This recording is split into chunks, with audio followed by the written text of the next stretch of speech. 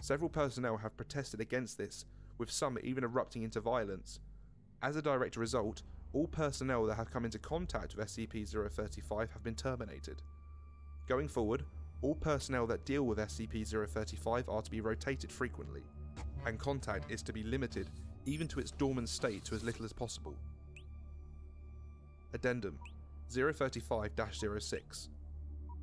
Personnel within 10 meters of SCP-035 have recently reported feeling unease, stating that they can hear unintelligible whispering. Several others have suffered from severe migraines.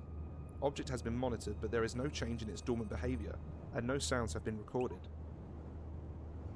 The motion to reinstate SCP-035's host's privileges have been brought up once more, if only on a temporary basis to discover these new changes in the object's behaviour. Request denied.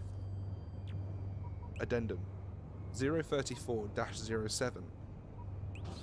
The walls of SCP-035's containment cell have suddenly begun secreting a black substance. Tests on the substance have revealed it to be human blood, although highly contaminated with several foreign and unknown agents. Substance is corrosive, having a pH of 4.5, and prolonged exposure to the walls has proven to be detrimental to their structural integrity. More notably, it seems to be forming patterns on the walls. Several segments seem to be paragraphs in various languages, including Italian, Latin, Greek, and Sanskrit. Translation is pending. Other segments appear to be diagrams depicting ritualistic sacrifice and mutilation, often for the arcane benefit of the person committing them. Several staff members have been shocked to note that all of the sacrifices bear an uncanny resemblance to various personnel and their loved ones, often in conflicting positions. Researchers, while in the room examining these newly formed patterns, have complained of hearing loud whispering and high-pitched, unnerving laughter at irregular intervals. Personnel in the section working daily near and around SCP-035's containment unit have suffered catastrophic morale damage and an all-time high in suicide rates in staff in that area, whether or not they have come into contact with SCP-035. The only change in SCP-035's dormant behaviour is regarding its contained glass case. Degradation of that case has increased to a high degree, enough so that the glass will occasionally shatter, causing a wide dispersal of SCP-035's contaminant. This occurs quite often at the most inopportune times, so far resulting in 6 casualties and 3 fatalities of both research and cleanup staff. Addendum 035-08. In light of the mass suicide and homicide of the members of the research team tasked with translating the passages garnered from SCP-035's containment cell, the morale damage in the area and general loss of staff dealing with SCP-035 to either death or insanity, it has been decided to coat the inner and outer walls of its containment cell with SCP-148, which has proved well in the containment of SCP-132, in order to hopefully block out the high levels of negativity being emitted by SCP-035. Addendum 035-09. The use of SCP-148 has worked well, causing morale and suicide rates to return to near pre-SCP-035 rates. However, The material appears to facilitate the negativity within the cell, causing a veritable greenhouse effect inside. Personnel inside the cell have stated that they feel a heavy sense of dread, fear, anger and general depression, as well as hearing constant near inaudible whispering upon immediate entry. A prolonged stay causes severe migraines, suicidal tendencies, heavy hemorrhaging of the blood vessels around the eyes and inside the mouth and nose, general hostility to others, and for the whispering to increase to almost deafening volumes, intersected by a constant mocking laughter. Exposure of more than 3 hours inevitably results in the subject falling into a deep psychosis and attempting to harm either themselves or others. Most spoke in Latin or Greek, despite the fact that several did not previously know how to speak said languages beforehand. The presence of blood in both word and diagram formations has increased disproportionately, the walls becoming cluttered and the formations beginning to overlap each other. The substance has proven to be both difficult to clean and even more corrosive than what was originally recorded, with a pH of roughly 2.4. General estimation gives the current walls a life of 2 months before they will need replacement. It is becoming gradually more and more difficult to contain SCP-035, and the debate to reinstate its host privileges has once again come up. Request denied. Addendum 035-10. The wall, ceiling and floor of SCP-035's containment cell have now been completely saturated in blood. All personnel entering and guarding the area must wear full hazmat protection suits. Constant cleaning efforts are being instated. Addendum 035-11. The magnitude, intensity and recurrence of the phenomena that occur within SCP-035's containment cell have increased to an alarming degree. The cell door has been known to become locked of its own accord while personnel are inside, and unable to be opened for a period of time. Appendages form out of the larger puddles of blood and often attempt to grab or harm personnel near them. Blurry apparitions have started appearing to staff, electronic devices no longer work inside the cell and the light cannot be turned on, though there is no physical reason why it does not work, forcing those entering to use non-electric based light sources. Cleaning measures are having no discernible effect on the cell, and the walls are degrading at a very high rate, forcing them to replace within a week at best, although the blood makes it nearly impossible to properly achieve this. SCP-035 may have to be moved to a new cell entirely, with the old one sealed off and disengaged from the rest of the facility. And that concludes SCP-035. Thank you everyone for your attention. Hey everybody, thank you so much for your patience. This SCP is the biggest one I've done, and as a result I'm going to be splitting it into 4 parts. I've done 80 plus drawings for this SCP and they take a very long time to do, but I don't want to keep you all waiting for weeks and weeks for another upload, because I want to upload regularly and I want to keep you all entertained. If you want to keep updated on when the new parts are going to be released, just follow any of the social media platforms, because that's where I regularly upload updates. Without any further ado, let's get straight into this.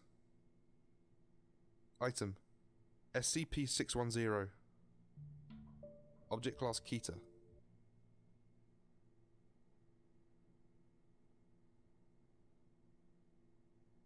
Good day everybody and welcome to SCP Illustrated, Entry Log 36.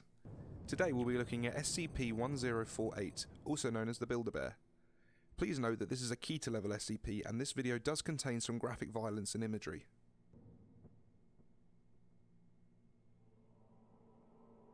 Description: SCP-1048 is a small teddy bear, approximately 33 centimeters in height.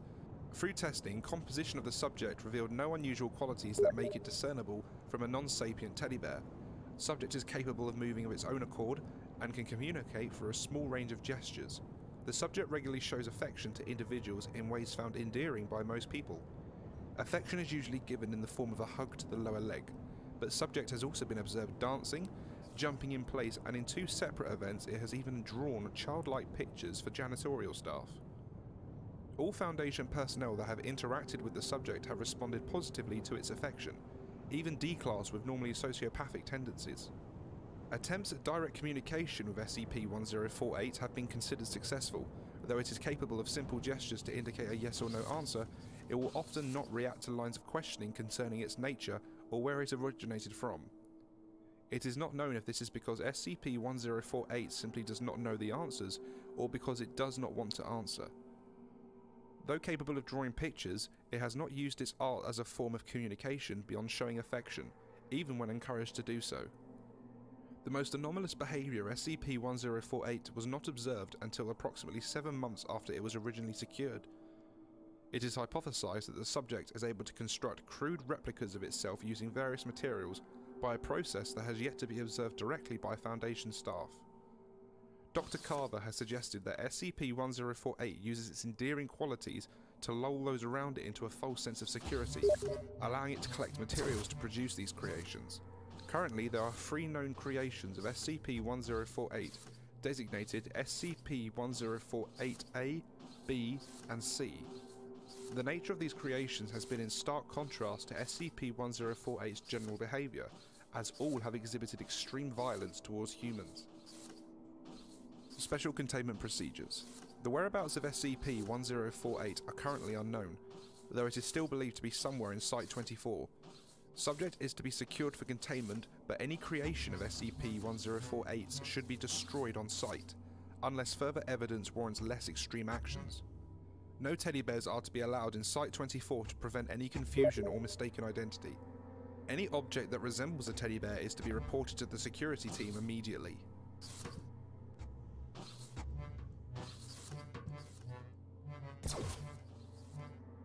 SCP-1048-A. SCP-1048-A was discovered wandering Site-24 accompanied by SCP-1048. Subject resembles a teddy bear similar in size and shape to SCP-1048, but is made entirely out of human ears. The witnesses interviewed reported that it appeared SCP-1048 was giving a tour of Site-24 to SCP-1048-A. Dr. Carver was called to the scene along with a security team. The security team arrived first and attempted to contain SCP-1048-A. The subject emitted a high-pitched shriek that inflicted intense pain in the eyes and ears of everyone in a 10-meter radius. Ear-like growths immediately began growing on those within 5 meters of the subject, covering their bodies in less than 20 seconds. Every person afflicted with this symptom died within 3 minutes, resulting in the death of personnel, including the entire security team. Autopsies revealed that the cause of death to be asphyxiation caused by an abundance of the ear-like growths manifesting in the mouth and trachea of all victims. SCP-1048 and SCP-1048-A fled the scene before Dr. Carver arrived, and have not been contained since the incident, though sightings of both have been reported on multiple occasions. Shortly after this incident occurred, a researcher was discovered missing an ear. According to him, it was removed through unknown means while he was sleeping. No other victims of ear removal were found, so it is unclear if SCP-1048 obtained more ears from another source, or if it is capable of duplicating objects or materials. SCP-1048-B. Subject was discovered by several Foundation staff members in the cafeteria of Site-24. Subject's appearance was nearly identical to SCP-1048, but it moves in an irregular, jerky manner. Witnesses reported that it appeared as if something was moving inside of SCP-1048-B. Subject made no attempt to interact initially, until a burst in its seams revealed what appeared to be the hand and arm of a human infant poking out and grasping at the air. At the sight of this, a female researcher named screamed, and SCP-1048-B reacted by emitting a high-pitched cry, similar to that of a human infant. The subject then attempted to forcibly enter the uterus of the screaming researcher, causing massive internal damage. In the ensuing chaos, the security team was forced to contain and incinerate both the researcher and SCP-1048-B. Approximately 3 hours after this incident, Dr. was found unconscious and bleeding in her office.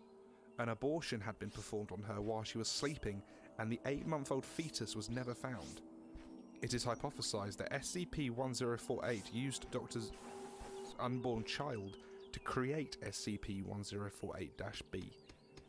Information regarding the possible origin of SCP-1048-B is not to be leaked to the survivors currently undergoing therapy for the incident with SCP-1048-B, as Dr. Carver believes it would be extremely detrimental to their recovery.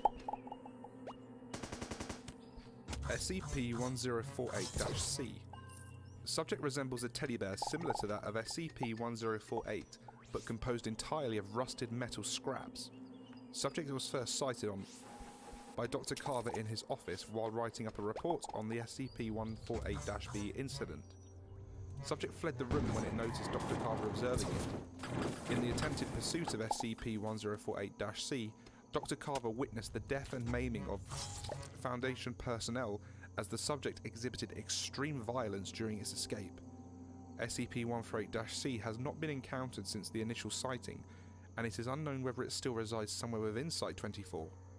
The origins of any materials possibly used to construct SCP-148-C by SCP-1048 are also unknown at this time.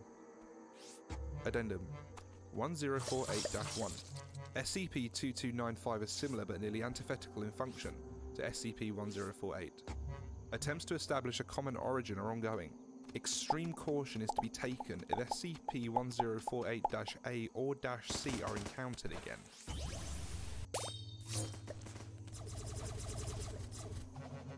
And that concludes SCP-1048. I hope you've enjoyed this SCP, and be sure to like if you do, and subscribe to stay informed of new uploads. Next will be SCP-1472, a bit of a lesser known SCP compared to some of the well-known ones I've been doing recently, and that'll be with us soon enough. Be sure to add yourselves to the social media so you can find out when that is happening, and if you can't wait that long, then please become a Patreon. Not only will you be supporting me, but you'll also get access to all of these goodies, such as early access to the sketches and thumbnails, upload schedules, upcoming collab news, SCP request priority, your own sketches, one-on-one chat, your name in the video, and so much more. And thank you to Eric, Gabriel, Ethan, Hulk, and Steffi for your pledges. They are very much appreciated. Thanks. And I'll see you all soon, guys. Take care.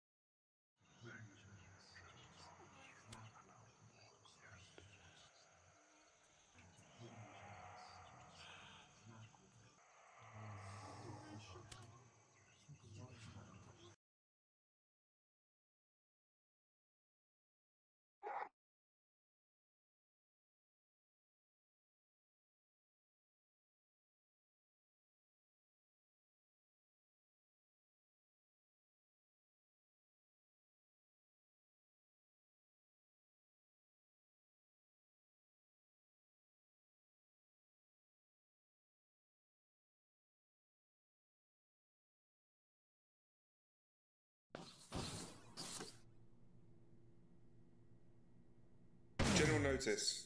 All files concerning the nature of SCP-001, including the decoys/decoys, are protected by a memetic kill agent designed to immediately cause cardiac arrest in any non-authorized personnel attempting to access the file. Revealing the true nature of SCP-001 to the general public is cause for execution.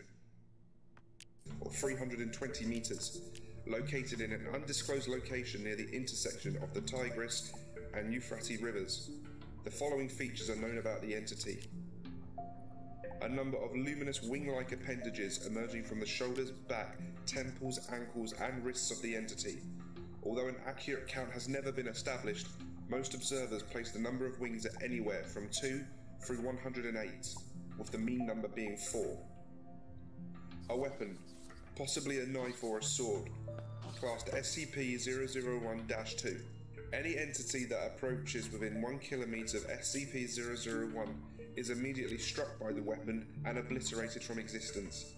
Any and all hostile action taken towards SCP-001 have resulted in the annihilation of the attacker, regardless of range. SCP-001 appears to be standing with its head bowed in a gesture of supplication, with SCP-001-2 held in both hands point down in front of it. Human beings exposed to SCP-001 report hearing a voice in their heads, giving them a directive which the subject reports cannot be disobeyed. The most common directive is forget, which will result in the subject walking away from SCP-001 with no memory of having encountered it. On rare occasions, however, other directives have been given. The most famous of these is the one given to the founder. Prepare. This is the organization now known as the SCP Foundation.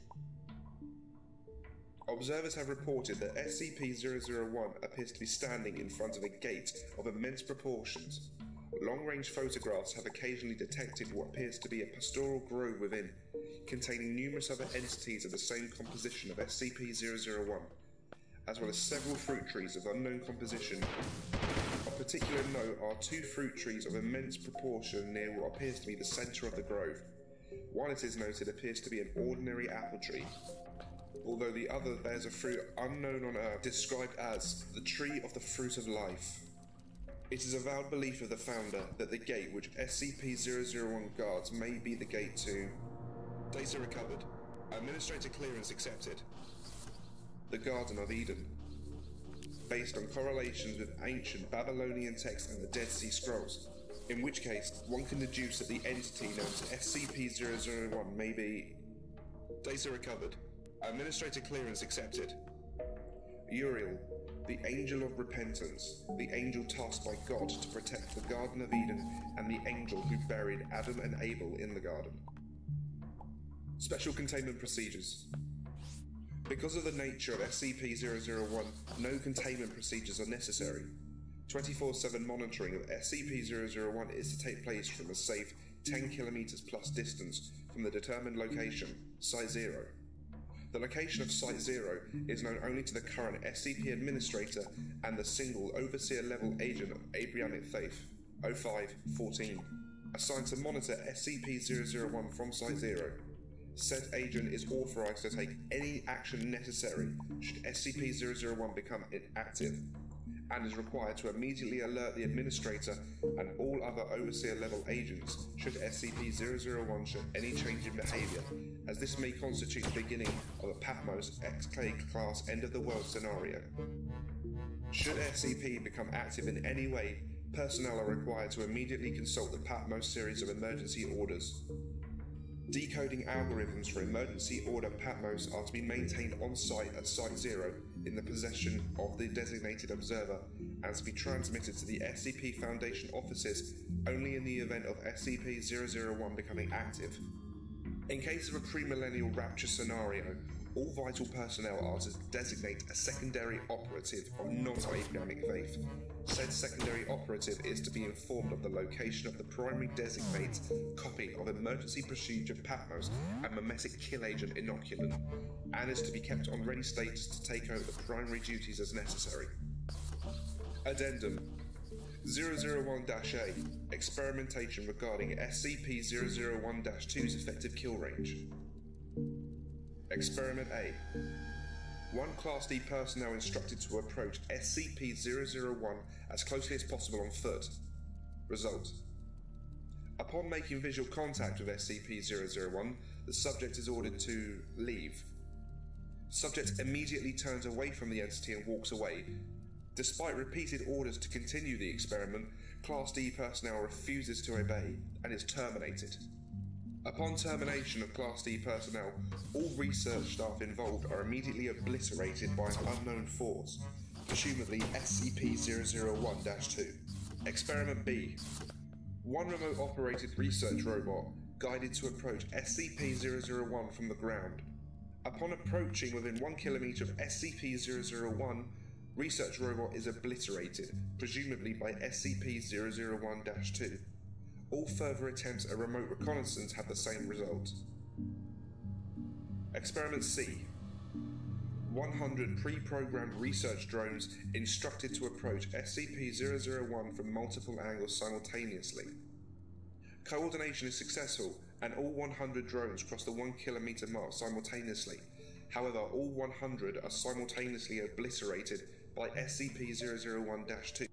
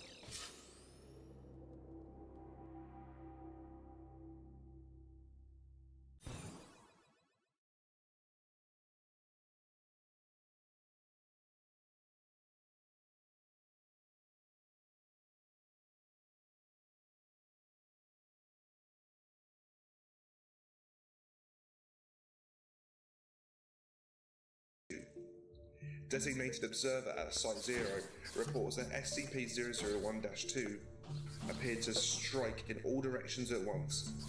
SCP-001 did not deviate from its stance while this took place. Experiment D. Wire-guided missile fired from a distance of 3 kilometers. SCP-001-2 obliterates weapon upon crossing the 1 kilometer mark, simultaneously obliterating the launch site and killing all personnel. Experiment E. Multi-warhead intercontinental ballistic missile fired from SCP nuclear submarine Nautilus. Data redacted. Data recovered. Administrator clearance accepted. Experiment E. Multi-warhead intercontinental ballistic missile, multi-warhead thermonuclear, fired from SCP nuclear submarine Nautilus.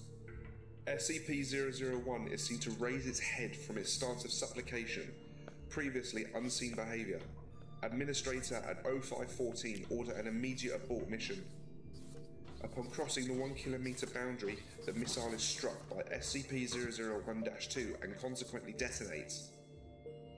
Approximately 1 hour later, long-range surveillance can see through the smoke and shows SCP-001 still in the same position. However, its wings appear to be wrapped around its body. It is assumed this is to protect it from the heat or the radiation, though this is not known. SCP-001 then enters what can only be described as a rage state. SCP-001 extends its wings to a previous position and then raises and points SCP-001-2 towards the direction of the SCP submarine Nautilus, some 65 miles away and out of SCP-001's line of sight. At this moment, all remaining thermonuclear warheads on board the SCP submarine Nautilus detonated. The Nautilus, 4 SCP aircraft carriers, 24 SCP escort vessels, several merchant vessels and a luxury yacht were obliterated in the subsequent blast. The death toll is estimated at 35,000. This incident represented one of the biggest uses of amnestics and Foundation influence. The entire surrounding ocean for a distance of 30 miles in all directions was restricted. Local news outlet was screened and monitored for no mention of this experiment. The families of the merchant vessels and yacht were terminated to avoid questioning. Amnestics were added to the water supply and released via chemtrails over all countries within a 100-mile radius. By executive order of the Administrator and O5 Council, no nuclear weaponry is ever to be used against SCP-001. Experiment F. SCP-076, Able, and Task Force Omega-7 instructed to approach SCP-001 on foot. SCP-076, Able, refuses to carry out the mission, despite not being informed of the mission's nature. Upon being asked why, SCP-076 replies, "No. Just no." Experiment G. SCP-073, Kane. Due to the result of Experiment F, SCP-073 was not informed of his destination until arriving at Site 0. SCP-073 approached the site on foot. Upon seeing SCP-001, SCP-073 became distressed and asked to abort. SCP-073 was ordered to continue. At this point, the symbol on SCP-073's forehead became Administrator clearance accepted. Data recovered. At this point, the symbol on SCP-073's forehead became unrecognizable. SCP-073's head appeared to split apart, and an incredible bright light seemed to be coming from it, resulting in 3 security personnel going blind. Experiment was terminated due to the effect this had on SCP-073. SCP-073 began begging SCP-001 to stop, stating, "Please, my lord. Please, Uriel. I do not seek to enter the garden. Forgive me, my lord. Please, forgive me." 073 was restrained in a Class 5 containment unit and immediately evacuated. Upon crossing 2 kilometers from SCP-001, SCP-073 lost consciousness. See Addendum 001-AA. Addendum 001-AA. By executive order of the Administrator, no further experiments are to be carried out regarding SCP-001. No further SCPs are to be exposed to SCP-001. SCP-001 is not to be used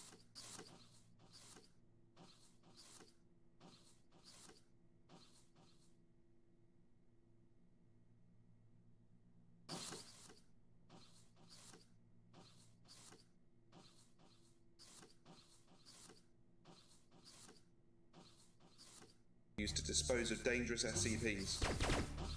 Addendum. The following errant transmission was received by Foundation personnel.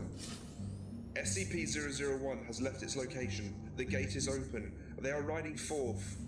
Oh god, it's so beautiful. Because of this event's confluence with the recent breach of SCP-995, the opening of SCP-616, and the activation of SCP-098, the Foundation is required to immediately begin preparations for an XK-class end-of-the-world scenario. SCP-076 and SCP-073, Cain and Abel, are to be secured immediately. All personnel are to unlock and decode Emergency Order Patmos Omega and follow all orders within. Site-19 is to be secured, and all non-essential SCPs and personnel terminated and or destroyed. Cain and Abel, my two sons, I am coming. Hold. I stand at the gate and knock, and if any follow, and is a new heaven and a new earth, and the fruit of upon contacting Site 0, 05-14 responded that no such message had been sent from his location, and that SCP-001 remains inert. The transmission was initially determined to be a hoax. However, close examination of the transmission reveals a timestamp dated years in the future. It is theorized that data expunged. Administrator clearance accepted. Data recovered. It is theorized that the gate to the Garden of Eden exists across all universes and versions of Earth. In one of these universes, set years in the future, an XK-class end-of-the-world scenario took place, and Site 0 from that reality broadcast the distress call. The distress call, by unknown means, seems to have travelled through the gate to our own reality.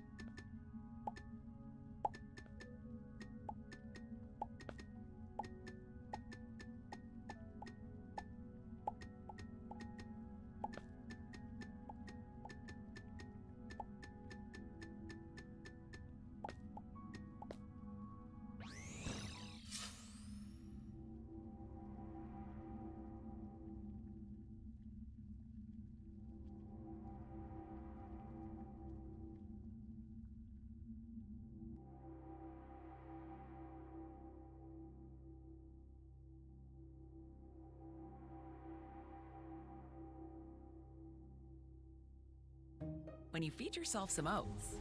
The oats feed your body fiber. Fiber helps keep things moving through your system, which is great, because when you're good to your system, it'll be good to you.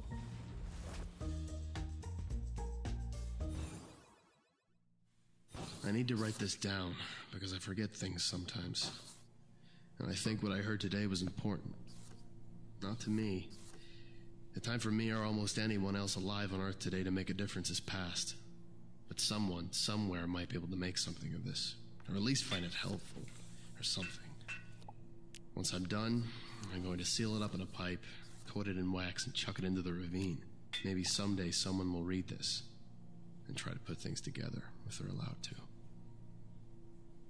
I'd love to start at the beginning, but I'm honestly not sure when the world started to end. Could have been years and years before the final bits, or it could have been all at once. Everything was just so grim.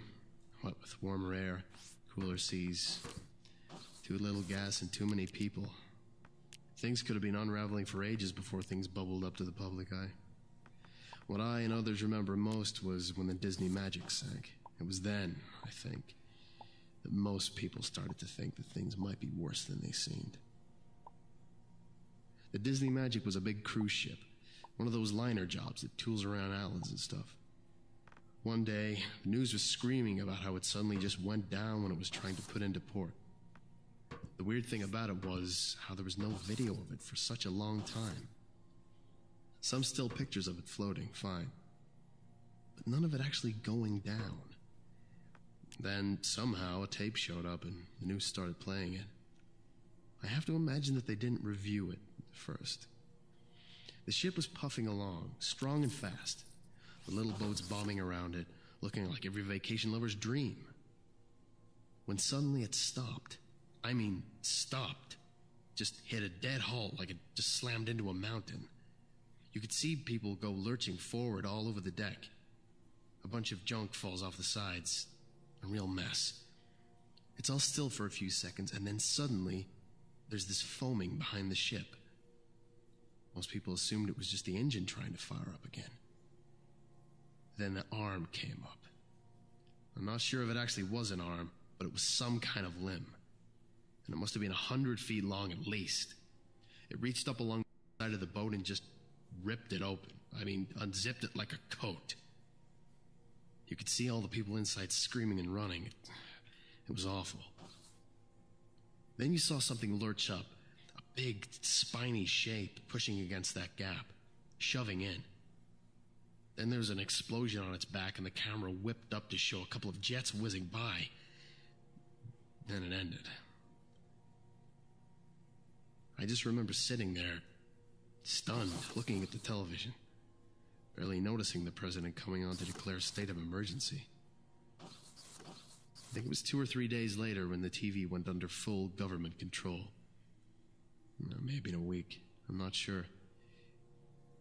The internet got clamped later, but soon all you could hear, read, or see was remain calm. Everything is under control. The oddest thing was that life really didn't change much for a while. Bills still came, still had to go to work, go to school, and all that. Just a lot more scared faces and a lot more weird talk. Pretty soon we were getting told whole towns were being evacuated, that there was a plague or a riot or a terrorist bomb or some other nightmare. My brother down south said that they got moved because of some huge wildfire. The weird thing was, he said that the fire moved oddly. It seemed to shoot right for gas or brush, and didn't travel evenly. After a while, he swore he saw what looked like a 20-foot tall man of fire walking and eating everything. The call got dropped right after he said that. I haven't talked to him since. So things got worse, little by little. People kept being moved. There was no real way to communicate with each other anymore that was really reliable. So it was hard to say just how bad things were.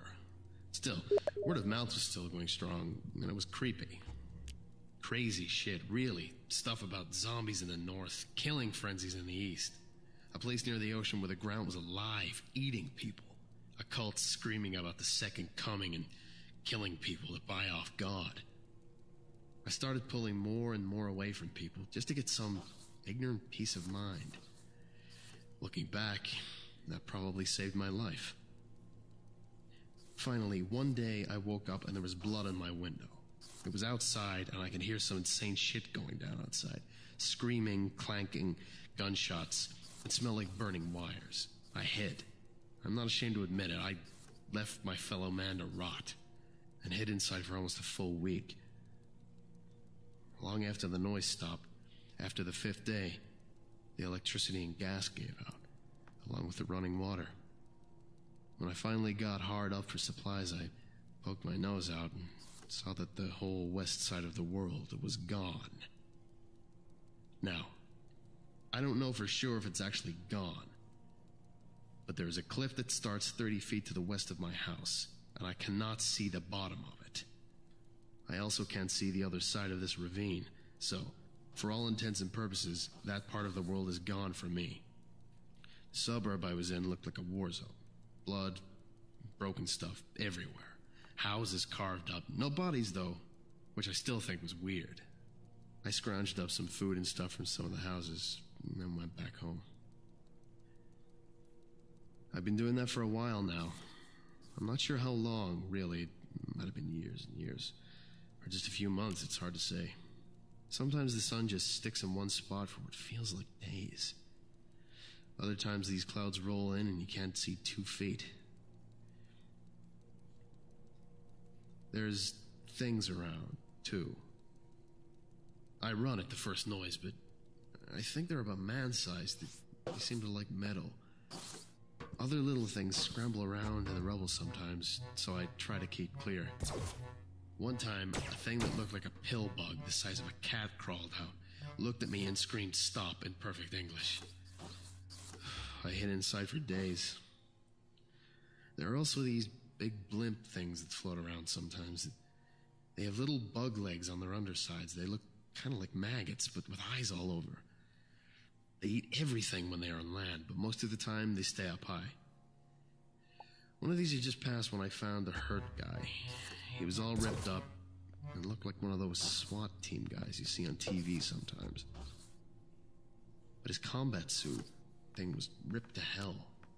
I dragged him back home and we talked. He said that he'd been hunting the blimp thing, but had gotten attacked. He wouldn't say by what, but he looked like he was on his last legs. I fed him some canned beans and some water. He seemed to come around a little. He asked me who I was and was I all right and all that. He seemed kind of shocked when I said he was the first person I'd seen since the west of the world vanished. He told me it wasn't gone, just relocated, but wouldn't say what that meant. I helped heal him up and kept asking who he was, but he wouldn't say. Finally, he said, screw it, and that his orders were probably no good anymore anyway. And he told me.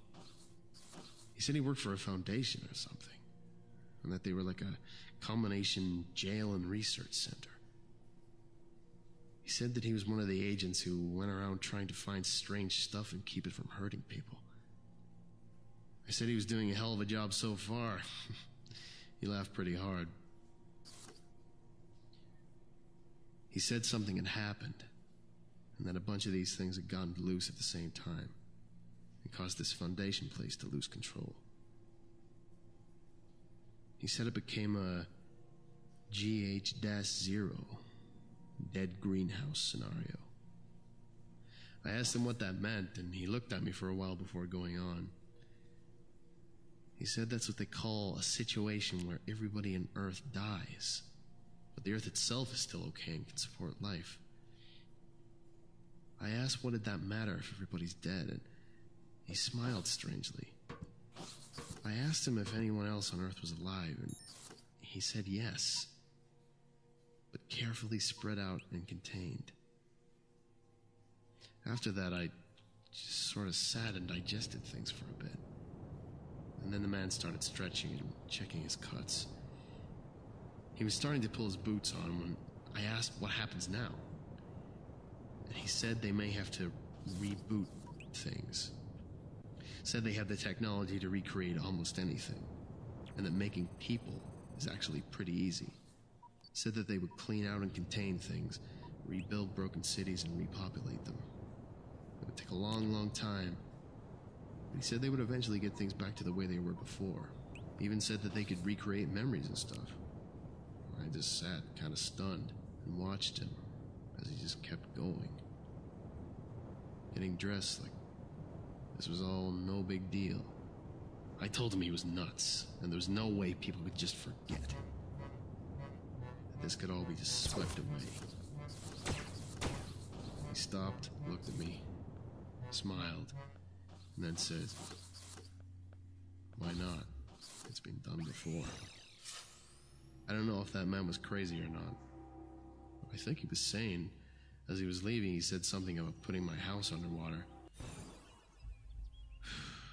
Please don't let them brush me away. Don't let them hide us. Try and find more. I know there's gotta be more people who tried to leave something behind. Don't let the world die in vain. Remember us.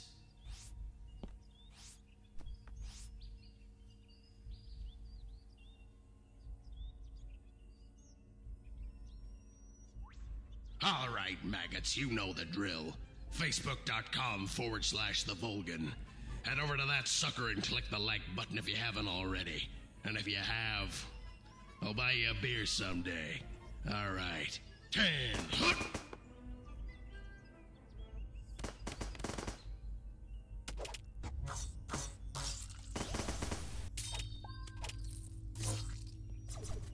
Rally your clans and prepare for clan war leagues. 8 clans enter. 1 clan leaves. Whoa. He said 8 mice blender, 1 slice cheese. 8 mice blender, 1 slice cheese. Ooh, no. 1 slice cheese. No. That's not even close. 1 slice cheese.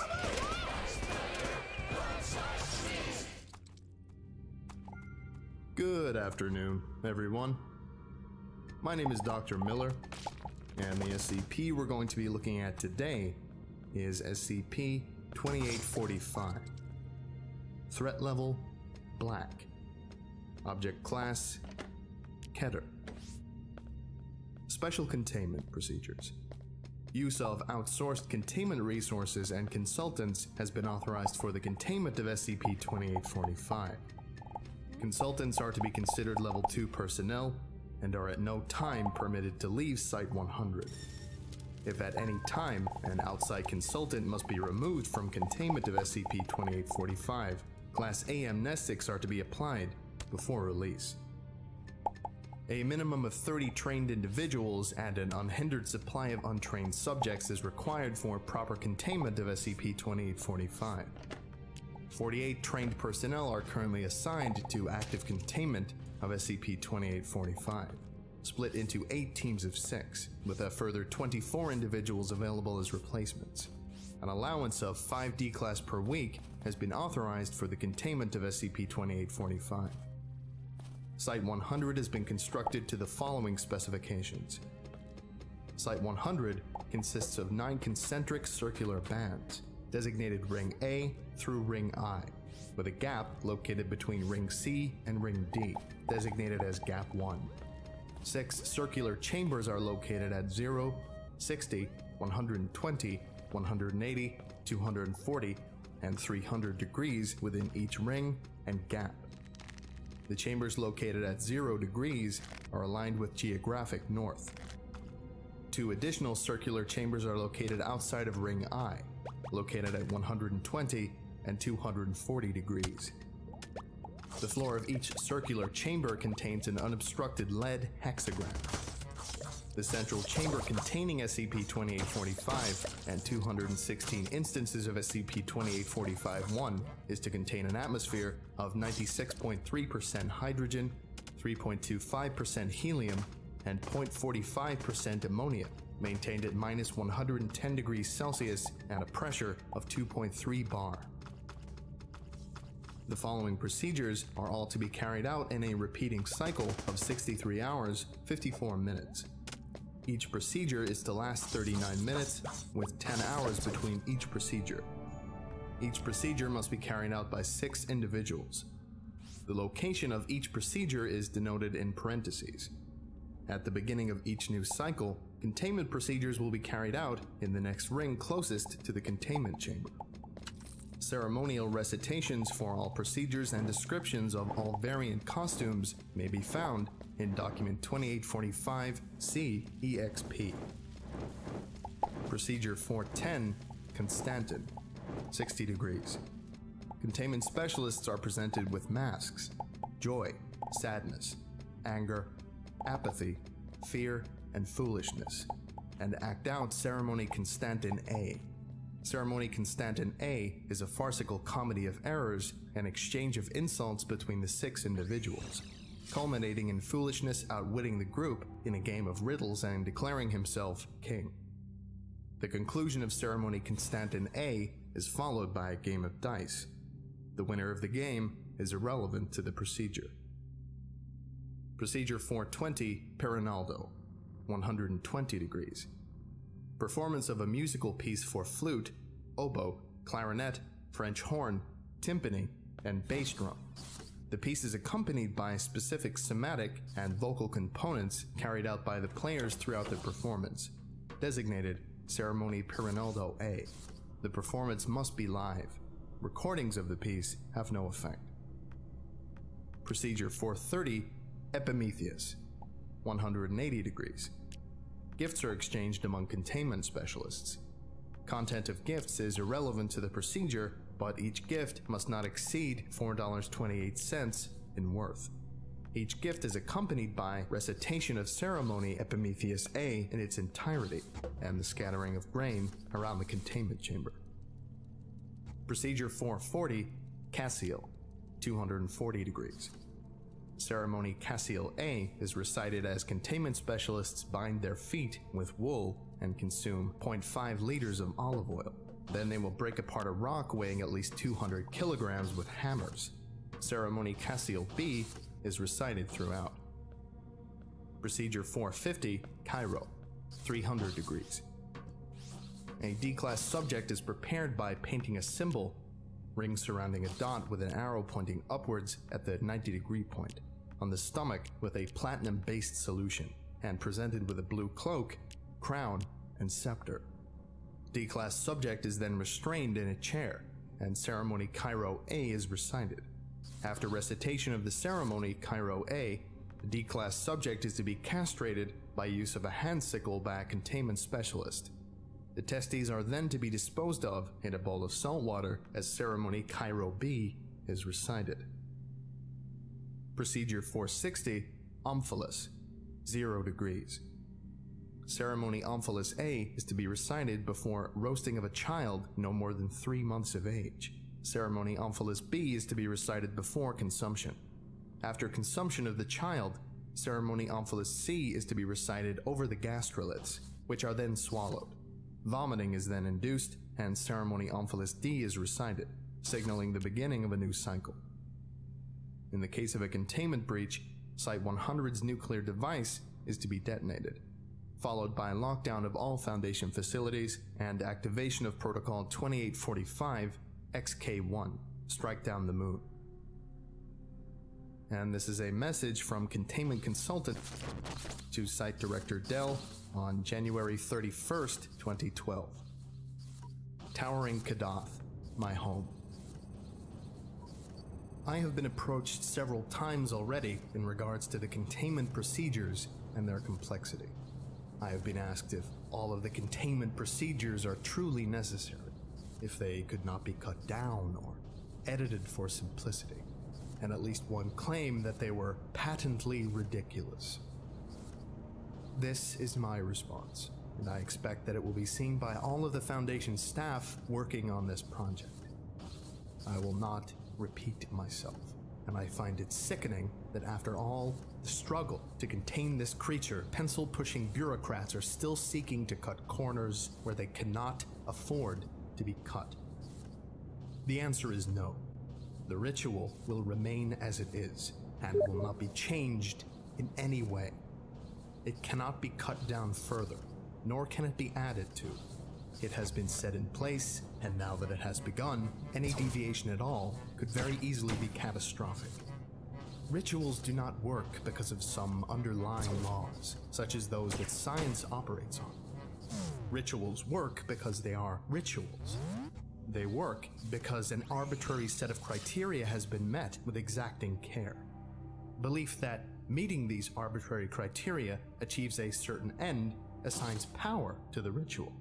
The actions that were once meaningless now have been assigned meaning through their repetition and application. This is how one seals away a god, and this is a god. I know that the Foundation does not approve of using this term, but it is still the case. The stag is a god, and it is not a petty local god. It is not one of the mild gods of earth or some weaker spirit that is bound by the strength of man's belief. We have, for the time being, fooled it into thinking that we have overpowered it. It does not understand that we do so falsely. It is a god. For gods, words have power. Ritual and belief hold greater power over a god than all the laws of science. However, it must be kept in mind that the stag could escape, right now if it so chose. With a thought, this entire facility could turn into a puff of hydrogen. If at any point the stag thought to escape, it would, and we would be powerless to stop it. However, it will not think to escape, or even to change its strategy. The idea will not even pass through its mind. It cannot comprehend the concept. It does not think in the way we think. Truth be told, I would not say it thinks at all. This is an old god. It does not dabble in decisions. Decisions are for creatures who may act erratically, variably, or out of line. A god of this strength simply is. It is an absolute. It acts as a force. In building this ritual, we have shifted its being the slightest bit, and now it is locked into a pattern of behavior. It struggles against us, we struggle against it, and we are locked together in an eternal dance so long as the ritual remains intact. If one thing goes awry, the entirety is lost, and the deadlock is broken. Unstoppable force without an immovable object. The rituals might seem to be nonsense, but they are what I divined to be the best course of action. There are powerful symbols there, and whether or not you think they are appropriate to the situation is irrelevant. I have listened to the converted, and I have listened to the echoes of the stag in their songs. They are not suffering, but they are no longer human. They are changed, utterly. The ritual remains as it is. Description: SCP-2845 is a quadruped entity, measuring 2.9 meters in height at the shoulder and weighing 815 kilograms. A sinuous neck, generally held in an upright position, extends a further 0.5 meters, terminating in a head with humanoid facial features. SCP-2845 possesses antlers, measuring 4.8 meters across. Antlers are white, with black marbling and coloration, and have not been observed to shed. SCP-2845 is covered in hair with an average length of 10 centimeters, with the exception of the face, which is hairless. SCP-2845's coloration is primarily a pastel green, with a stripe of cream on the underside of the neck and belly. A ring of ice particles is suspended 15 centimeters behind SCP-2845's skull, measuring 1.7 meters in diameter, with a ring thickness of 35 centimeters. This ring is interrupted at regular intervals by 7 spheres consisting of metallic hydrogen and metallic helium, each measuring 15 centimeters in diameter. The ring and spheres rotate clockwise at a speed of 1.6 RPM. The force maintaining the movement of the ring, the physical state of the spheres, and the means by which SCP-2845 is capable of supporting its head under the weight of its antlers are unknown. SCP-2845 is capable of instantaneous transmutation and reconstruction of matter. No matter is created or destroyed during this process. This property is manifested at will, with an observed range extending to targets within eyesight. Maximum range of this ability is unknown. Transmuted matter will remain stable despite the lack of other factors. For example, metallic hydrogen and helium are common results. which will remain in either solid or liquid form despite the surrounding temperature. Altered atmosphere will not mix with unaltered regions, maintaining chemical consistency. The most common transmutation results are the solid or liquid forms of hydrogen and helium, the conversion of atmosphere into a hydrogen-helium-ammonia mix, and the transmutation of plant life into metalloid-based organisms. SCP-2845 will typically surround itself with a transmuted area with a radius of approximately 5 meters at all times. SCP-2845 has proven itself completely resistant to physical damage. The most common forms of offensive transmutation used by SCP-2845 are a column measuring 5 to 7 meters in diameter and 60 to 80 meters in height, or a horizontal cone measuring between 100 and 150 meters in length and 10 to 30 meters in width at the furthest end. However, SCP-2845 has been observed to attack single targets at distances of up to 10 kilometers. Early observation of SCP-2845 during recovery indicated that it will generally ignore non-combatants, focusing on retaliation against attackers. However, SCP-2845 was not seen to make any attempts to spare non-combatants within the area of effect of its transmutations, and later recovery accounts indicate preemptive attacks against both military and civilian targets. SCP-2845-1 designates human beings that have been modified by SCP-2845. Instances of SCP-2845-1 are hexagonal columns measuring 2.4 meters in height, with a rubbery yellow-green skin. SCP-2845-1 instances do not have any outward sense organs, and autopsy has shown that internal organs are likewise absent, save the brain, which now takes up the entirety of the column and contains the reconstituted mass of the other organs and some additional outside materials.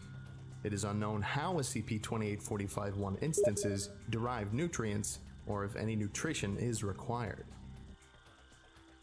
Rally your clans and prepare for clan war leagues. 8 clans enter. 1 clan leaves. He said 8 mice blender, 1 sliced cheese. 8 mice blender, 1 sliced cheese. Neuroimaging of SCP-2845-1 specimens has revealed that the brain is in a constant state of high activity. Analysis of multiple specimens indicates patterns of call and response, so some form of remote communication between SCP-2845-1 specimens is presumed.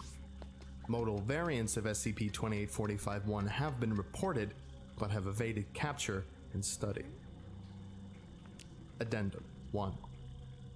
An abridged timeline of SCP-2845 from initial discovery to containment is as follows. November 27, 2011. Initial sighting of Comet C 2011 W3. December 1, 2011. Comet C 2011 W3 confirmed by Mount John University Observatory. December 2, 2011. Comet C 2011 W3 confirmed and named by the Minor Planet Center. December 16, 2011. Comet C 2011 W3 reaches perihelion. Solar Dynamics Observatory records images of a fragment breaking off from the main body of the comet, maintaining a speed of 0.0018 c. December 17, 2011. Fragment trajectory confirmed to end in a collision with Earth, with estimated impact of December 21st. Thoth Station deterrence procedure fails at changing fragment's course. Public announcement made by the United Nations. Evacuations begin. December 21st, 2011. Fragment impacts in the Pacific Ocean, 124 kilometers off the Western American coast. December 24th, 2011. SCP-2845 believed to reach shore on this day. December 25th, 2011. First observation of SCP-2845 through civilian video footage. Drone contact made. SCP-2845 confirmed as hostile. Foundation assets within United States military begin direction of recovery and containment procedures, with assistance of Global Occult Coalition representatives. Foundation containment sites in the region enter lockdown. December 26th to December 29th, 2011. Artillery bombardment of SCP-2845 commences, along with initial battery of tests. Contact with outside containment consultants made at this time upon observation of SCP-2845's properties. December 30th, 2011. SCP-2845 is unimpeded for 16 hours. December 31st, 2011. Bombardment recommences. January 1st to January 14th, 2012. SCP-2845 is led across the Sierra Nevada mountains while remaining under heavy bombardment. Develops initial containment procedures. January 15th, 2012. SCP-2845 reaches predetermined containment area. Initial containment procedures enacted. January 18th, 2012. Initial containment procedures end in success. January 20th, 2012. Construction of Site-100 begins. February 3rd, 2012. Refinements of containment procedures implemented. February 19th, 2012. SCP-2845 declared contained. Alright, I think that about does it for today. Thank you all for listening, if indeed you still are, and you are all dismissed. Goodbye.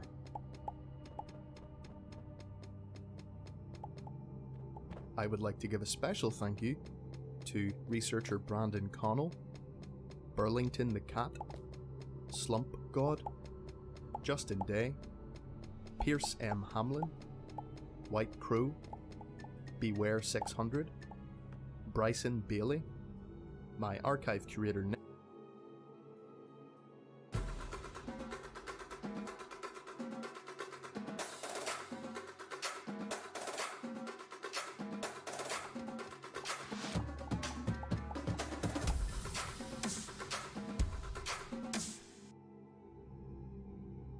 Alright, hello everyone. My name is Dr. Miller, and the SCP we're going to be looking at today is SCP-1461. Object Class: Euclid. Special Containment Procedures. Site-6 has been constructed around SCP-1461. Task Force Lambda 30, Whiskey Tango Foxtrot, is on permanent assignment to reinforce Site-6 security. Any unusual activity from SCP-1461 is to be reported to on-site Level 4 supervisors, who will implement A47 Daybreak procedures at their discretion. See Site-6 Standard Procedures Guide. Any operatives entering SCP-1461 should be fitted with full NBC-A, nuclear, biological, chemical, anomalous, protection, and armed escorts. SCP-1461 is considered a high-priority target for the organization known as the Church of the Broken God, who have made attempts to breach Site-6 and access SCP-1461 since 19... Description: SCP-1461 is an English manor, circa 1890, with attached sub-levels. It came to the Foundation's attention on November 1941, when the dwelling and its sub-level facilities vanished, then rematerialized after an 11-day period of absence. The surface portion of SCP-1461 is a 2-level dwelling with 12 bedrooms, 4 baths, 3 studies, a main foyer, ballroom, a library, a kitchen, and a pantry basement. Most of these rooms were converted into simple barracks prior to Foundation acquisition and are believed to have been dwellings for the cult. Site-6 staff have reinforced the structure and used the available space to house monitoring rooms and security forces. No anomalous activity has ever originated from the manor itself. The sub-level facilities are accessible through the manor's basement. The layout and size of the sub-level facilities has yet to be accurately measured due to the anomalous qualities of the facility and hostile entities within. The facility is constructed primarily from concrete, iron, and brass, but also a number of exotic and/or unknown materials. The layout of the facility follows illogical routes and architecture. For example, doorways open into solid walls or open chasms. Stairwells ascend into empty space, etc. Extensive damage is apparent throughout the facility. Certain sections have caved in and are filled with an unidentified gray sandstone that exists nowhere on the Foundation's expanded periodic table of elements. The facilities also contain a wide array of anomalous artifacts, both active and neutralized. See Inventory Report 1-1461, current. It is unknown whether the facility's erratic layout and artifacts were present prior to SCP-1461's disappearance, or if they were introduced during said absence. The sublevel facilities are extremely hazardous, with an extensive array of moving mechanical apparatuses, gearworks, pistons, steam pipes, and coolant tubes that lack appropriate safety measures. The machinery is maintained by strategic placement of nozzles that dispense a black mucus-like substance which is highly corrosive to organic materials, but also serves as a coolant and lubricant. Some sections appear to be emitting strong gamma and X-ray radiation, registering 75 counts per second at their highest recorded reading. The source of this radiation is unknown, as none of the machinery appears to be constructed with or houses radioactive components. SCP-1461 contains approximately 57 humanoid entities, including 7 former Foundation personnel, designated as SCP-1461-1. These entities, through an unknown process, have been augmented with crude mechanical implants in an as-of-yet undiscovered section of SCP-1461. Each instance of SCP-1461-1 has been uniquely augmented, with little uniformity between them. The majority have been augmented with metallic teeth and claw-like protrusions on their hands, giving them lethal close-quarters combat ability. Other augmentations include iron bolts haphazardly grafted to the subject's bones, severe reinforcement to the spinal column, and replacement of one or more organs with prosthetic equivalents. SCP-1461-1 appears to possess no higher brain functions or retain any sense of self, acting entirely on canine levels of instinct and intelligence. Instances stick to 1 or 2 unit groups, build easily hidden or defensible nests, and attempt to collect food cannibalized from one another or from intruding Foundation staff. All instances of SCP-1461-1 are considered extremely hostile. It is theorized that SCP-1461 itself may command SCP-1461-1. The speaking tube system throughout the facility has been observed emitting loud metallic shrieks that cause SCP-1461-1 to retreat from an area. In other encounters, a metallic odor identified to be blood filters through the ventilation system, drawing SCP-1461-1 to the marked location. The frequency and accuracy at which SCP-1461 scent marks areas currently occupied by Foundation personnel suggests some kind of guiding, hostile intelligence. At least 4 instances of SCP-1461-1 have received additional augmentation, replacing their esophagus and lungs with a phonograph device powered by SCP-1461's own motions. These phonographs emit a constant, repeating stream of speech peppered with religious symbolism, but has provided no clues as to its creator or purpose. Addendum. According to records from 1941, the matter was owned by a Mr. and his family. A World War I veteran, Mr. was injured during the Battle of the Somme and shipped to a London hospital shortly before the war's end. His experiences appear to have had a profound psychological effect, giving him a nihilistic view of society. He constructed SCP-1461 with the intent of somehow ending or escaping the world. More information can be extrapolated from his journals, recovered from within SCP-1461, which I will now read. This is Evidence Summary V2008-5.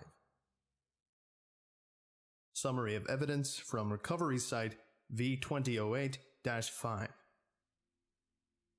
Day 14. I think it is important to provide context so future generations may recognize the urgency of my endeavor. In 1916, I enlisted into His Majesty's 5th Infantry Division, and in the bloody trenches of Europe, I witnessed proof of humanity's barbarism and the absence of God. Wounded in battle and wallowing in septic mud, the fever fell upon me, and with it came the visions. In my nightmares, I saw a great iron worm with jaws like that of a dragon devouring the fields of Europe. It had no teeth, but masses of grinding gears that tore flesh and stone into pulp. Its voice was the roar of falling artillery, its breath the blistering poison of mustard gas. Damned souls were belched into a starless sky like smoke, lost into a cold, indifferent void.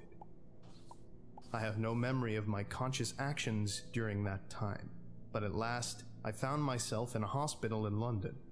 They told me the war was over, but the dreams did not leave. I would wake in a cold sweat, filled with purpose. Hastily, I scribbled down designs that had been burned into my mind, strange and alien architectures I did not recognize or understand. Finally, I returned home to my wife and children. Brave Simon and little Simone were a welcome escape from my fear, but my wife Clarice took notice. Shell shock, she called it, the word on the lips of every veteran's wife or mother. I tried to explain my visions, what instilled such fear in me, but she recoiled as if I were a mere madman. If only that were the case. The children heeded my warnings, however. They were rightly afraid, yet that was not my intent. No, Simon, do not fear the beast. No, Simone, please do not cry. Father will not let you be fed to the worm. The schematics, they must be the secret to stopping the worm. I feel a connection, a familiarity that likens them unto a great metal snare. With them, I will cage the beast. Day 825. So long in my workshops. So long in the belly of my father's home, free from prying eyes. Working, ever building. My wife questions, but refuses to listen. Only the children heed. Only Simon understands. A finer son no father could want. My family's wealth is modest, but the urgency that gives energy to my limbs also guides my thoughts. Through clever accounting, I can take advantage of the working class's desperation. So many seek work, an honest day's wages, that they do not question my motives. Some even show curiosity, enthralled by my designs. A work Leonardo himself would envy, they say. We are more than employer and laborer. We are a growing congregation. Seers who know the truth. With the enlightened to spur the others forward, we make excellent time. They build and forge, dig and reinforce, laying pipes and wrapping conductors in rubber. On the surface, they speak of a Great Depression, of economic and social despair. Below, I lay the foundation for a greater tomorrow, but I smell the burning breath of the worm. It is close. We must hurry. Day 2398. I have seen the puppet of the worm, a puffy Austrian who commands power from the desperate, and in their despair, they hurl themselves into the grinding teeth of the worm and call themselves masters of 1,000 years. I see his face in the newspapers and scream at his empty, hateful eyes, but no one listens. No one sees. The nightmares have changed. Now there are more than mere soldiers on an apostate battlefield. Now there are prisons, camps of men and women and children, their flesh shriveled by cruelty and neglect. The worm feeds on them, and their souls are so weak they cannot even flee into the heavenless sky. I fear for them. but I fear for my own children even more. In my dreams, I hear them crying on the battlefield. They call out for God, for their mother, for their father. Only I can answer. Day 2567. Tonight, the vision came. I saw the worm, eating the rotten flesh of a dead world. The stars had burned out. The sun bled into blackness, until the only light was but a flickering candle, a torch held against oblivion. No Christian god holds that torch. No pagan worship. No politician or priest. I hold the torch. I stand within the snare, built of the iron of the earth and the blood of man. And I bait the worm to its doom. Day 2568. Success. The worm is trapped. Day 2569. My victory was short-sighted. The worm is caged, but it has already unleashed its plague upon us. The bombs fall upon London. War rages once more. The worm cries out from below, mocking me, even as it thrashes within its cage. The world is doomed. The work crews fear it, or maybe they fear me. Some want to leave, fight another pointless war for their homeland. Others stand behind me, terrified of what comes for us. How can we escape this rotting world and the locusts that devour it? Day 2569. I finally understand the purpose of my great machine. Not a cage, but an engine. A device that dwarfs all measure of man's science, Satan's magic, and God's miracles. A machine that will deliver us from oblivion. All it needed was a heart. A burning furnace to power it. How ironic that the worm that promised my doom is now the engine that will drive our salvation. The laborers who heeded my warnings have banded with me. Like a cult to its messiah, they gathered at my feet. As a dutiful shepherd, I will guide them into paradise. Some resisted. I do not hate them. I do not hate the people of this ruined world. I pity them. It was all I could do to instruct my followers that a merciful death is preferable to the alternative. Those who would not come with us were better off sent away by their kin than by some heartless enemy on the battlefield. I go to throw the switch of my great machine and free ourselves from the madness of the grave. Day 1. In one brilliant flash, my engine and the manor above have been delivered from the war-torn earth to a new world. This place is like our own, but different in many ways. A gray mist swirls around the manor, free of the stink of gunpowder and urban decay. The manor sits in a field of gray soil, devoid of vegetation. I hear no buzzing of insects. I see no sun or moon, just a dull, sourceless light. A dismal arrival, perhaps, but a welcome one. I broke wine with my brothers and sisters. Today we are saved. The engine has gone quiet now. The worm must have been consumed by its own fire. Some merciful part of my soul, so flushed with victory and new hope, prays as the worm is at peace. Day 2. Where on Earth there would be day and night, here light never changes. Gray mist lingers, muting all sound. My followers look to me for answers. They say I am the voice of the engine. Surely I must know what to do. I push for patience and make promises I already begin to doubt myself. To satisfy their curiosity, I ask 3 of my bravest to venture out in search of anything. I try to reassure my family, but Clarice looks at me only with fear and hate. She has walled herself up in the bedrooms with Simone. Simon stays with me. He wishes to go out and see this new world. I refuse him. I will not threaten his life for the sake of knowledge. Even as I write these words, I am startled by what I see. This world was to be our safe haven, was it not? Day 3. The men I sent into the mist have returned, thanks to the lengths of string I provided them. No vegetation, no animals, no sun or stars, no civilization. This world is empty and gray. Not hell, like the world we left behind. A limbo. Does that make it better? Day 4. The dreams no longer come. Where before I could scarcely close my eyes without envisioning arcane machinery and prophecies of doom, now my mind is empty, and the silence mocks me. The food stores are being rationed. I do everything I can to convince the followers that utopia will come, that this is just a transition, but empty stomachs speak with more conviction than a prophet without a prophecy. A nurse named Eudora seems to have taken it upon herself to stir the hearts of the following, but her sermons cut short as I approach, and she regards me with stony silence until I withdraw. Day 5. My wife refuses to leave the bedrooms. She does not speak to me.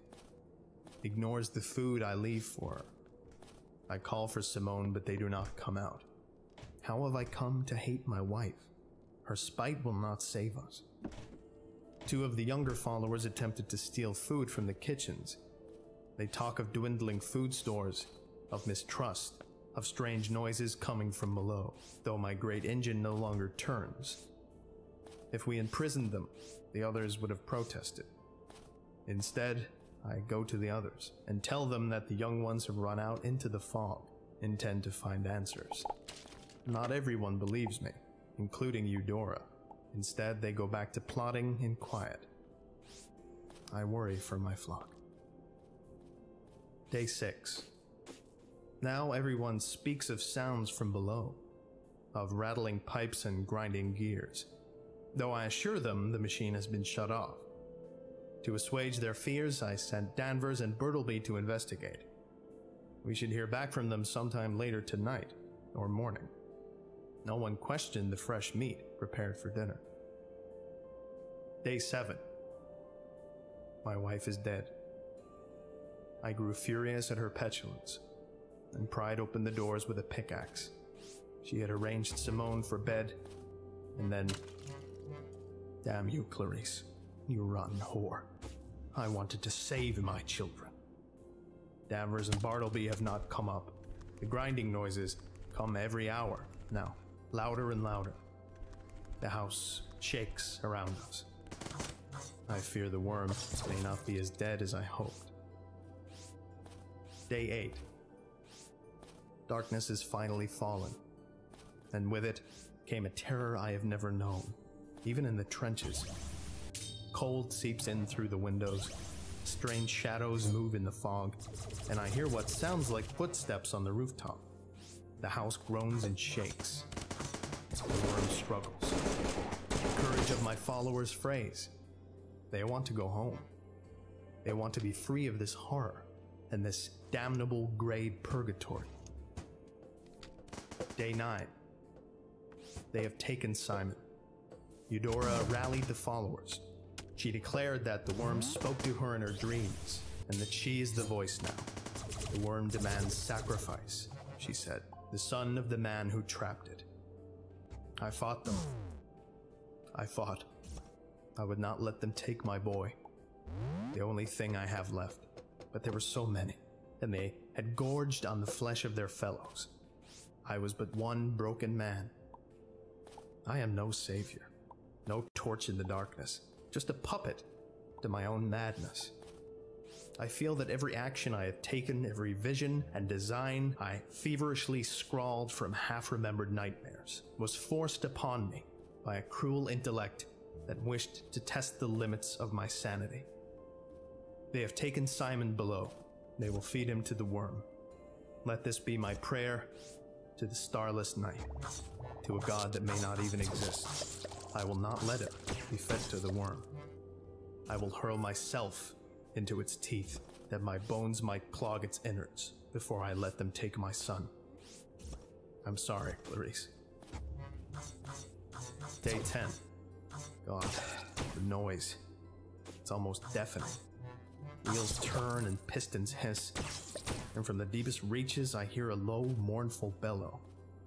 I have brought my journal to give my mind something to focus on as I traverse the machine. Looking upon it with my sane eyes, I realize this maze is no work of logic. The tunnels bend and twist without reason. Stairwells lead to solid walls and doors open to gaping chasms. The transference to this gray world may have warped the machine. Or maybe I never truly saw it for what it was, and just built according to my deranged whims. I have heard and seen nothing of Simon or his captors. Doubtless their steps are guided by the same madness that has abandoned me, guiding them with fluid ease towards the worm's waiting jaws. I hasten my step, but I seem to be running in blind circles. If nothing else, at least I have a sturdy lantern and plenty of oil from the work crews that toiled down here.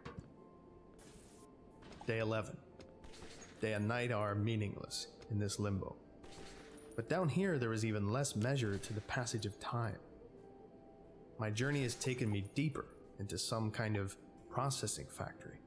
These automated devices gather gray sand from the bare rock, heat it into sickly-looking glass, and fill the created vials with foul-smelling chemicals I cannot identify.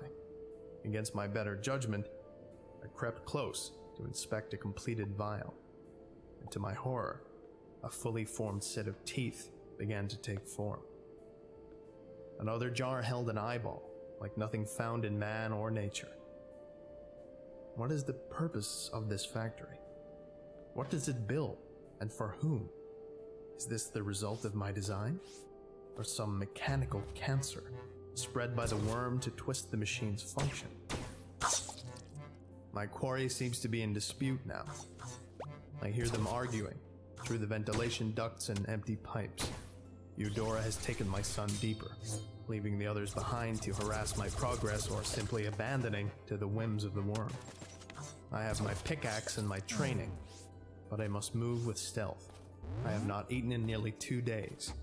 Still, Eudora's men still carry strips of meat. I also saw something odd near the lathe room I have hidden myself within. A painting of exquisite taste. It is the work of a master, but I cannot recall when I purchased it or what possessed me to leave it down here. The image shares a remarkable likeness to Clarice, smiling as though in happier times.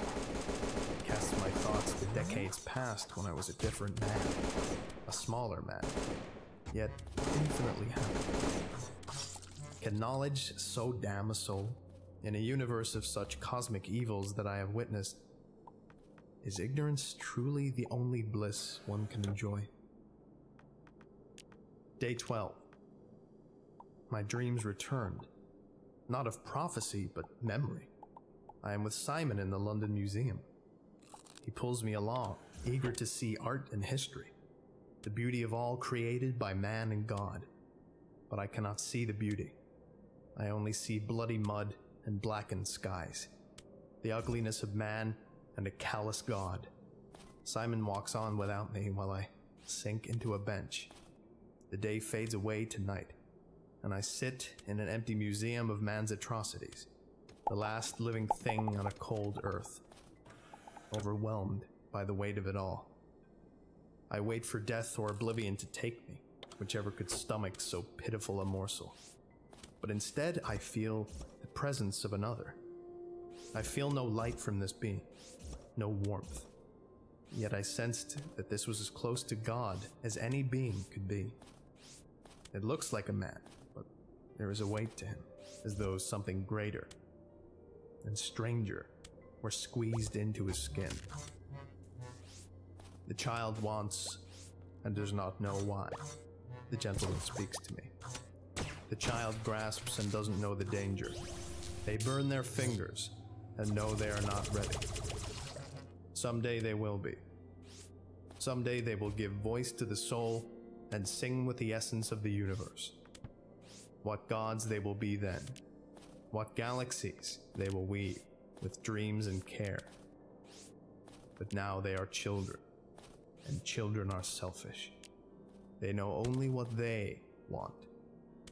And then I awoke, back inside this machine, on a gray planet. So far from the world of my memories, it burdens my bones just to think of this inevitability. But I force myself to stand just the same. Simon cried out to me. I heard him far below. I called back to him, but I heard no reply. Eudora's zealots hound me relentlessly, and I fear some horrible change has come over them in casting their lot with the worm. They speak with slurred reptilian voices, or gargle as though choking. Some have even turned on their fellows. As I crept about the darkness, I saw one such rebellion. A man I had tried to lead to paradise fell upon his companion in an argument over faith, and I felt the heat of his lifeblood splash across my astonished face. The teeth, gnashing and ripping, so big and sharp, like the fangs of a wolf, yet also serrated as the blade of a saw. Animal and flesh, yet also machine. My surroundings have been affected by the same mutation. Rooms I do not recognize bleed into one another like spilled paint. An office with plush green chairs merges with a warehouse filled with crates that rattle and bang with some unknown stinking occupant. Ladders descended into pools of viscous liquid that have flooded what appears to be a school. Statues of marble and reliefs of brass decorate the ceilings and form the very walls. Rattling belts spew ammunition into neglected piles. Shells the size of my head clatter to the floor in automated factories, producing tools of death. I could not have made this. I could not have wanted such devices, and yet here they stand. And always the shrieking, the tapping of heating and cooling metals, the groan of pressurized hydraulics. I cannot remember what silence sounded like. Day 13 or 14. Eudora's followers no longer heed reason. The demented growl and spit and scavenge for food. Their ramblings the stuff of bedlam. Others have become something else. Feral, like lycanthropes of myth. They crawl on all fours, their eyes adjusted to the gloom and shining red. Twin pinpoints of demon light. I can startle them with my lantern, but they always return, trying to surround me from all sides. Hunters they are, and fast as wolves, but their howls are the shriek of tearing metal. Eudora's voice taunts me now. It echoes up through the network of plumbing from every open ventilation shaft. She announces her glorious ascendance, of her devotion to the worm, and I hear true lunacy in her desperate laughter. It ripples through this whole machine as if she herself is part of it. I have found respite in a room filled with hospital beds and windows that look out into an abyss. It reminds me of the hospital I awoke from the war within, but I must pry my eyes away from that dark, for my mind cannot tell if I look into lightless cavern or starless void. Day 15. I have found Eudora, pursued by her followers, made monsters.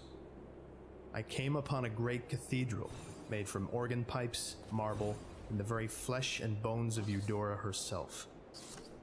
Now I see how she could speak to me through the pipes, for her body has been torn asunder and stitched upon it. Her organs are pulled straight and taut through the tangled plumbing, her skin stretched and inflated with gases, her blood sizzling and steaming from the hydraulics. Only her head remains whole, wide-eyed and cackling. Seated on the pulpit of this temple to dementia, the monsters refuse to set foot into this hallowed ground, so I alone approached to speak with her. I demanded my son's return, but she spat her own broken teeth at me and said he had been taken by the worm, delivered to the heart of the machine where its mouth sat waiting. Furious, I fell upon her with vengeance, tearing what remained of her body from the brass organs around her. She died screaming, and at last was quiet. But then a great bellow interrupted from the machine, and a new voice spoke to me through the mangled organ. I am what you have made me. I am then, and I am now. I am choice, and I am tyranny. I am evil, and I am flesh. I am beauty, and I am chaos. I am the worm. Stricken, I fell to the blood-stained floor and wept. I cowered, screaming, not because of the words that spoke, but that they were spoken with my voice. At last, I had beheld the truth I had tried to bury so deep. The worm, the machine, the madness that guided my hands. It was me. I am the worm. I do not know what compelled me to stand. I did not feel hope. I didn't feel despair. Like an automaton, I could only move forward to face revelation. Day unknown. When I came upon the core of my great machine, I found my son. The machine was not a weapon to trap the worm. It was not an ark to carry us to salvation. I had sought to exile myself from a monstrous existence, and in my cowardice and fear, I became a monster. I became the worm.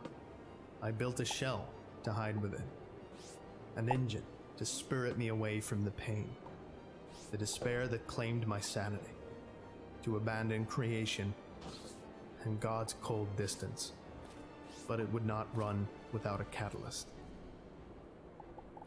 Simon. So full of hope and faith, so full of love and dreams, how I envied your strength, how I envied your ignorance. I yearned to wrap myself up in that goodness and hide from the world.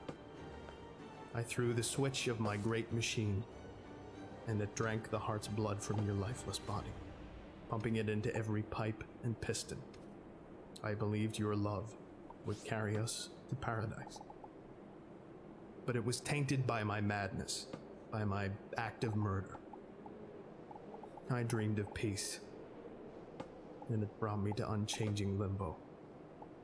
I demanded paradise, but I deserve only perdition. And I was so horrified by what I had done to you, I could not bear to face it. I spoke as if you were there with me, smiled as though I could see you smiling at me. When Clarice realized what I had done, what I was, she took Simone away before I sought her out as well. This place is filled with your memories, Simon. Are they the last tattered shreds of love you have for me, or are they here to taunt and punish me, as the man-beasts that stalk the hallways surely must be? I do not know if any of you can forgive me. I only know that I promised to save my son. I promised to slay the worm. I leave this journal behind in the hopes that someday, somehow, someone will know what I did and remember the men and women I damned with my selfishness, my fear. I hurl myself into its teeth, that my bones might clog its innards. I am the worm, and the Ouroboros must eat itself.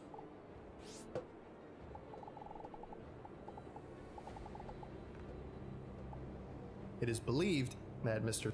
had anywhere from 50 to 100 employees helping him in this task, the majority of whom eventually reorganized into a cult devoted to SCP-1461.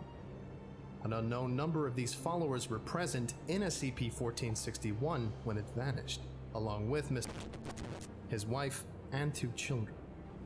To date, only 6 of these individuals have been accounted for.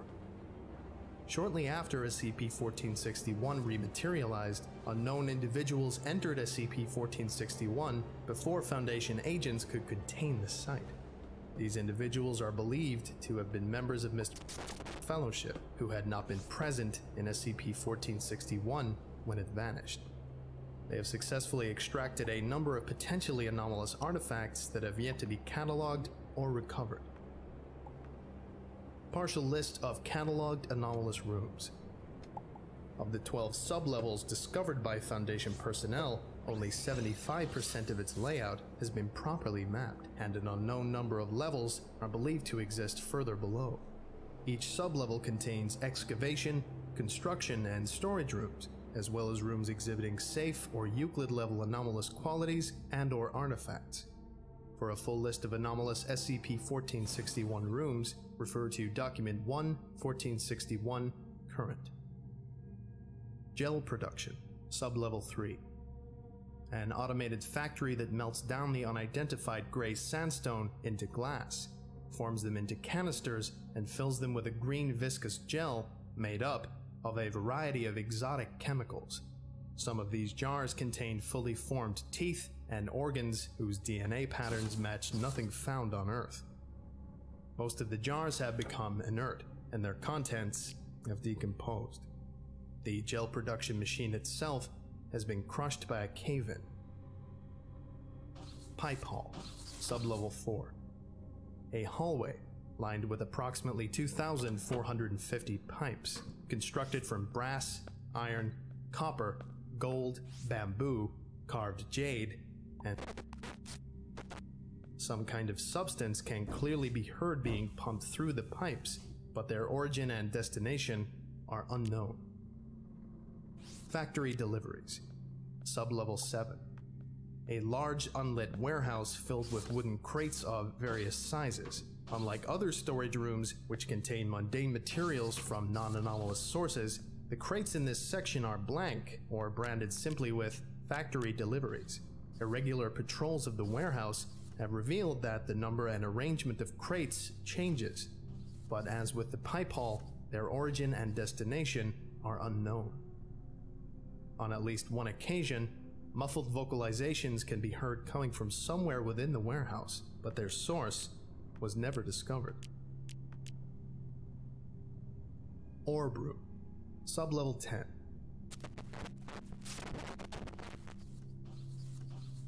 Speaking Tube Room, Sublevel 11. The multitude of brass speaking tubes connecting SCP-1461 appear to converge in this room on a large central pulpit. The partial remains of a human female have been recovered here, with evidence to suggest the body, specifically skin and intestinal organs, was used to perform crude repairs to some of the damaged tubes. Catalyst Room, Sublevel 12. A large chamber filled with a random assembly of gears, cables, pulleys, screws, and belts, all made of an amalgam of iron, tin, gold, and other metals, some as of yet unidentified. The assembly has suffered extensive damage, with evidence that a large section, approximately 12 cubic meters, has been violently removed. The location of this section is unknown. An elevated platform is suspended directly over the assembly. The platform features a metallic bed with the desiccated remains of a human male. The corpse's chest has been pierced by large syringes connected to a pumping machine, its design suggesting that it pumped fluid extracted from the syringes into the missing portion of the machinery below. At regular 45-minute intervals, the assembly attempts to self-start, but its existing damage prevents initialization. Friction heat buildup eventually results in an emergency shutdown that lasts until the machinery is cooled enough to make another attempt. Item V2008-5 was recovered from the hospital bed. This is a partial transcript of SCP-1461-1 phonograph recording. I am what you have made me. I am choice and I am tyranny. Forgive me. I am then, and I am now. What gods they will be, then. I am evil, and I am flesh. I am the trap, and I am the trapped. Stop laughing, Jimmy. I am beauty, and I am chaos. Children are selfish. I am the worm. I have broken God. Okay, I think that about does it for today. Thank you very much for listening, if indeed you still are. I know some of you aren't. And you were all dismissed. Goodbye. I would like to give a special thank you to Andre Bichert, Pierce M. Hamlin, Muslim